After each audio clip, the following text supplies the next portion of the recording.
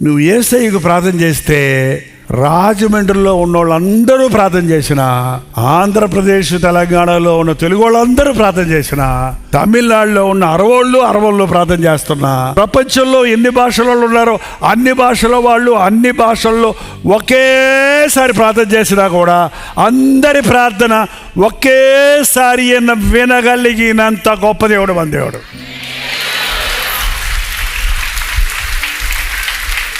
అందరి ప్రార్థన స్పష్టంగా ఆయన చెవుల్లో చూస్తుంది.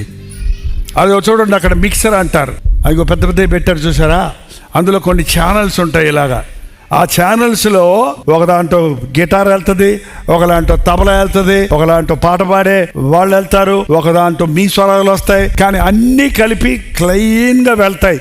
కాబట్టి ఒకదాన్ని ఒకటి క్లాష్ అవ్వదు.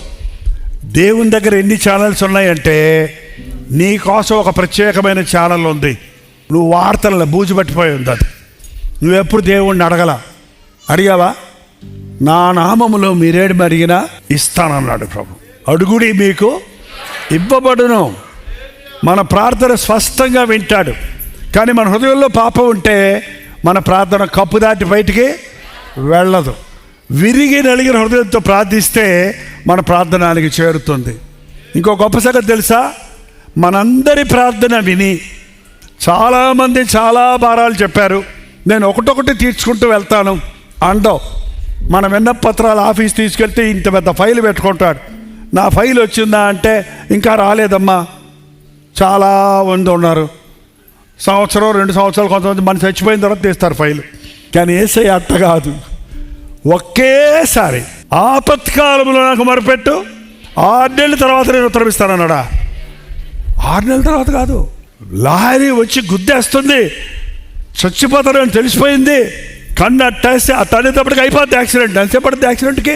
ఆ తనేటప్పుడు యేసయ్యా అను, కళ్ళు తెరిచేటప్పటికి లారీ కింద ఉంటావు, లారీ పక్కన ఉంటావు, లేకపోతే లారీ పోయి గుద్దుకొని అక్కడ ఉంటుంది, నువ్వు అక్కడ కూర్చొని ఉంటావు. హల్లెలూయా! ఎందుకు? ఆ ఆపదలో నువ్వు వేసిన మొర అప్పుడే ఆయనకి చేరింది. ఆయన తన దూతలను పంపి నిన్ను తప్పించేశాడు. నిన్ను ఒక్కనే కాదు, ఒకేసారి ఎక్కడెక్కడ ప్రసవ వేదన పడుతూ, ఇక నేను బిడ్డలు కనలేను, నా ప్రాణం పోతుంది, అమ్మా నడుస్తారు చూడండి పాపం గర్భవతులు, అమ్మా అనే బదులు వేసేయానండి అంతే.